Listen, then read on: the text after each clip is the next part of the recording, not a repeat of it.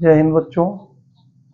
आज हम पढ़ेंगे त्रिभुज के बारे में। देखो त्रिभुज हमने कल पहले लेक्चर नंबर 1 में कल हमने त्रिभुज पढ़ा था अपना त्रिभुज। और त्रिभुज में क्या क्या पढ़ा था वो जरा एक बार देख लीजिए। मैंने क्या बताई थी, त्रिभुज की परिभाषा बताई थी, बताया था त्रिभुज के दो भाग होते हैं। एक होता है भुजा के आधार पर, बताया था कल त्रिभुज मैंने भुजा के आधार पर।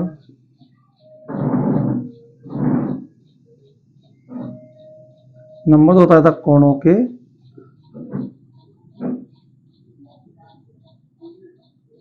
आधार पर। सबसे पहले हम पढ़ेंगे भुजा के आधार पर। मैं कल बताए थे भुजा के आधार पर, मैंने कल बताए थे तुम्हें 3 प्रकार के त्रिभुज होते हैं। नंबर बताया था समबाहु त्रिभुज, दूसरा विषमबाहु,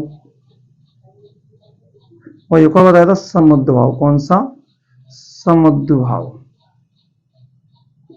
तो सम मतलब होता है समान, विषम मतलब अलग अलग, समद्वि मतलब होता है दो, सम मतलब दो।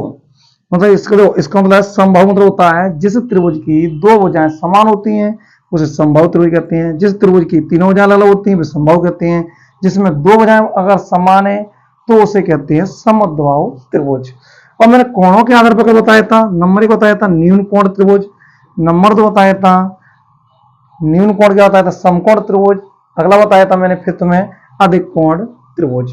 इनके बारे में बाद में देखेंगे। मैंने तुम लोगों को फर्स्ट लेक्चर नंबर फर्स्ट में ये सब पढ़ा दिया पहले से ही। ओके, आज हम पढ़ेंगे कि भुजा के आधार पर कोण कैसे बनते हैं। मतलब भुजा जो होगी कितने सेंटीमीटर होनी चाहिए तब ये कोण बन सकता है। तो देखो पहला क्वेश्चन बता रहा हूं मैं, जिसमें यदि मैंने भुजा ली 5 सेंटीमीटर, 6 सेंटीमीटर और 4 सेंटीमीटर। अब मुझे देखना है कि मेरे पास ये 3 भुजाएं, इन तीनों भुजाओं से कोण बनेगा या नहीं बनेगा।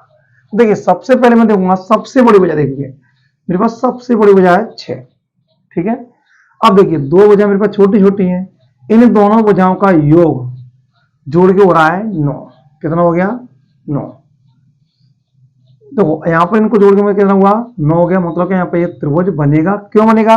क्योंकि परिभाषा की होती है छोटी भुजाओं का योग बड़ी भुजा से अधिक होना चाहिए, त्रिभुज तभी बन सकता है। मतलब क्या है त्रिभुज बनाने की परिभाषा? लिखिए, त्रिभुज बनाने की परिभाषा क्या होती है? बड़ी भुजा छोटी भुजाओं का योग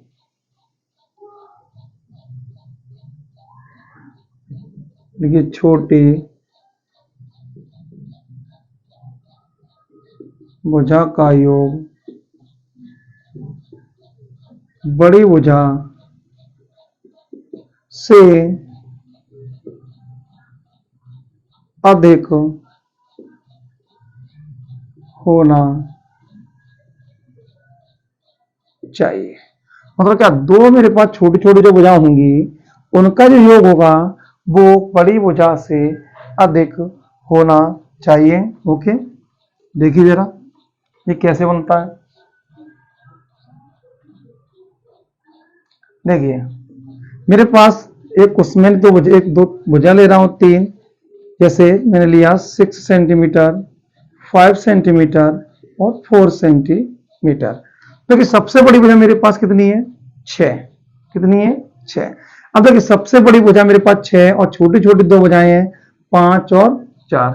अगर मैं इन दोनों को जोड़ के देखता हूं तो टोटल होता है मेरे पास 9 सेंटीमीटर।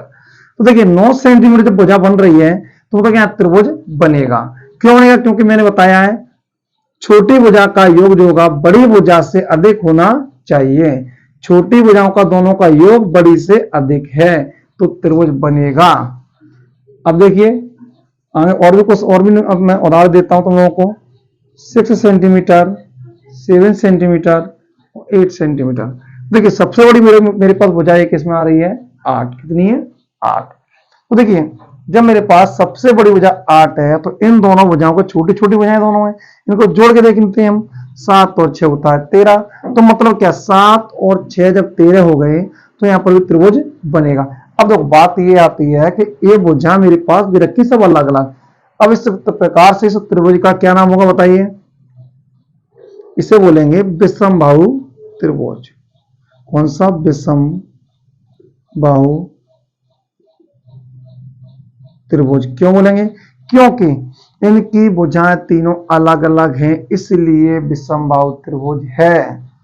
यदि मेरे पास देखिए 6 सेंटीमीटर और 8 सेंटीमीटर और 2 सेंटीमीटर वाला एक त्रिभुज है। अब इसको त्रिभुज बनाना तो बन सकता, बताइए आप लोग, बनेगा या नहीं बनेगा? करेक्ट आंसर नहीं बनेगा। देखिए कैसे नहीं बनेगा? क्योंकि मेरे पास सबसे बड़ी भुजा जो है 8 है, और यहां पर मैंने कहा है छोटी भुजाओं का योग बड़ी भुजा से अधिक होना चाहिए। अब लोग यहां पर क्या हो रहा है? अधिक नहीं होके दोनों को देखिए, दोनों कैसे हो रहे हैं? बराबर हो रहे हैं। कैसे हो रहे हैं? बराबर हो रहे हैं।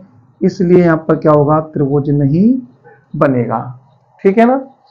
तो ये क्या त्रिभुज नहीं बन रहा है। अब देखिए आगे देखिए, और ऊपर इसको जरा नोट कर लीजिए आप लोग। ठीक है, आगे देखिए फिर।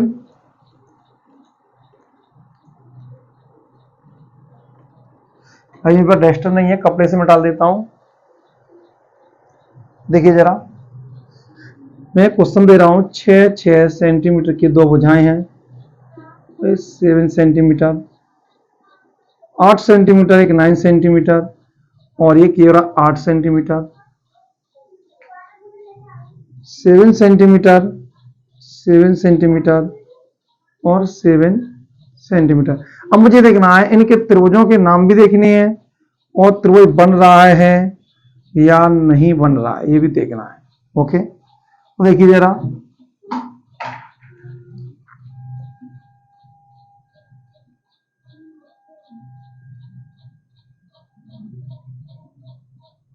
देखिए मेरे पास सबसे पहले क्वेश्चन नंबर 1 है, मैं इसमें देखेंगे सबसे बड़ी भुजा मेरे पास कितनी है? 7 है। कितनी है? 7। अब देखिए जरा, इन दोनों छोटी छोटी भुजाओं को जोड़ के मैंने देखा ये 12 हो गए। मतलब क्या बड़ी भुजा से छोटी भुजा का योग कितना है? अधिक है। तो त्रिभुज ये बनेगा। पर इस त्रिभुज का नाम क्या होगा बताइए? ये देखो, इस त्रिभुज का नाम होगा क्या? दो भुजाएं समान है। कैसी है? समान है। और जिस त्रिभुज की दो भुजाएं समान होती हैं वो कहलाता है समद्विबाहु त्रिभुज। कौन सा? समद्विबाहु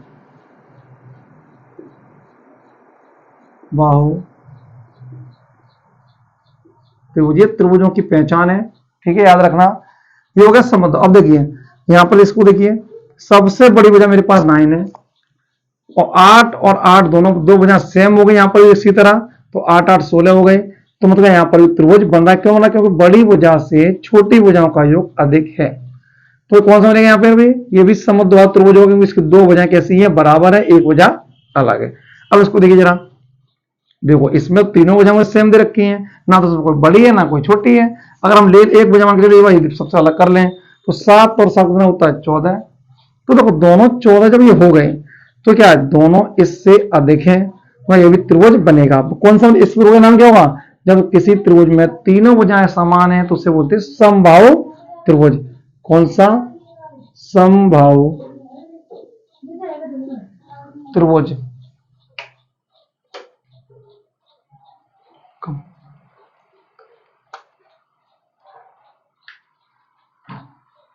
ठीक है ना? अब देखो यहां से थोड़ी मिसप्रिंट हो गई थी, देखना जरा। अब देखो यहां पर मेरे पास एक 9 सेंटीमीटर की भुजा है, एक 8 और 6 है।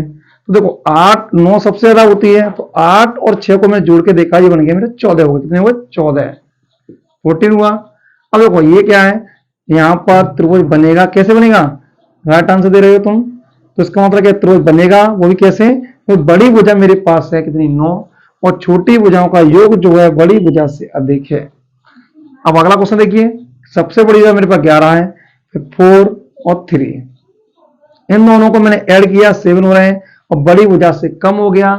तो बताइए त्रिभुज बनेगा? नहीं बनेगा। क्यों नहीं बनेगा? क्योंकि यहां पर बड़ी भुजा से छोटी भुजाओं का योग कितना है? कम है।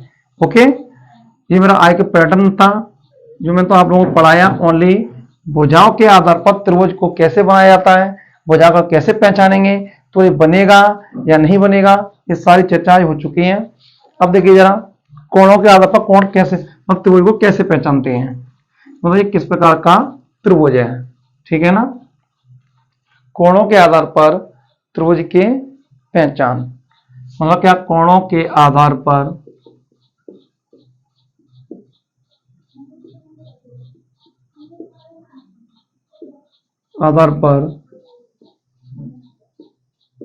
त्रिभुज की पहचान। तो देखो मैं यहाँ पर 3 त्रिभुज बना रहा हूं, जरा पहचाना इनको, ये कौन कौन से त्रिभुज, इनके नाम बताना। जो पहले तो पढ़ा चल रहा हूं मैं इन चीजों को, ठीक है ना।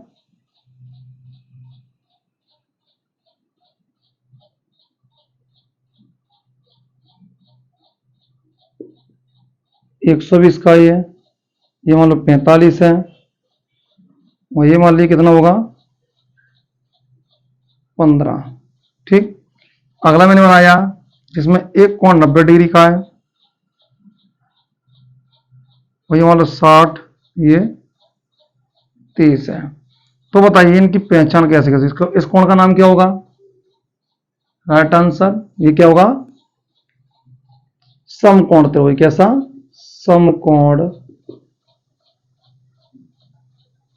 त्रिभुज। क्यों होगा, क्योंकि मैंने बताया था समकोण मतलब था समान कोण, जिस त्रिभुज के समान कोण होंगे तो समकोण त्रिभुज कहेंगे। सॉरी ना, गलती हो गई इसमें, इसे बोलेंगे न्यून कोण, इसको बोलेंगे न्यून कोण त्रिभुज। कौन सा बोलेंगे, न्यून कोण त्रिभुज। मतलब क्या है, जिस त्रिभुज के तीनों कोण 90 डिग्री से छोटे होते हैं उसे बोलते हैं न्यून कोण त्रिभुज, ठीक है ना। अगला देखो, जिस त्रिभुज में एक कोण 90 से बड़ा और 100 से छोटा होता है उसे बोलते हैं अधिक कोण त्रिभुज। कौन सा, अधिक कोण।